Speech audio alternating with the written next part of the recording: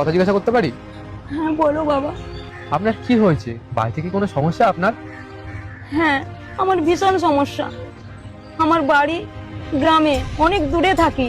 আমার ছেলে কিছুদিন হয়েছে কলকাতায়। আমরা ভীষণ বিপদে পড়েছি। পাওনাদাররা প্রতিদিন আমার বাড়িতে আসছে। আমি সংসার চালাতে পারছি না, আমার স্বামী অসুস্থ। আমার ছেলেকে এত করে বললাম, আমার ছেলে রাজি হয়নি। জানো বাবা, আমাদের একটা দোকান ছিল, দোকানে হঠাৎ করে আগুন লেগে যায়। সেই শোকে আমার স্বামী অসুস্থ হয়ে গেছে। এখন পাওনাদাররা প্রতিদিন আমার বাড়িতে আসছে। এখন আমার ছেলে পাশে দাঁড়াচ্ছে না। কি করব বুঝতে পারছি না। আমার ছেলে হাত তুলে দিয়েছে। আচ্ছা, আপনার কত টাকার প্রয়োজন? লাখখানেক টাকা হলেই হয়ে যাবে বাবা। আচ্ছা, ওই টাকা আমি দিয়ে দেবো, আপনি আপনার ঋণ শোধ করে নেবেন। বাবা, তুমি কেন টাকা দিতে যাবে বাবা?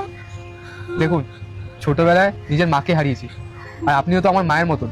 আর আপনার ছেলের কথা শুনে যা বুঝলাম, ও নিজের মায়ের মর্মটা বোঝে না, আপনার পাশে কোনোদিনও দাঁড়াবে না, আপনাকে গুরুত্বও দেয় না। আমি যতটুকু শিখেছি, গুরুজনদের চোখের জল ফেলতে নেই।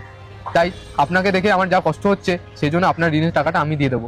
আপনার এক ছেলে আপনাকে টাকা দেয়নি তো কি হয়েছে? আমিও তো আপনার ছেলের মতন, বলুন। আপনি ছেলে আপনার পাশে এসে দাঁড়িয়েছে। এই নিন, এই টাকাটা নিয়ে আর আপনার যত ঋণ আছে শোধ করে দেবেন।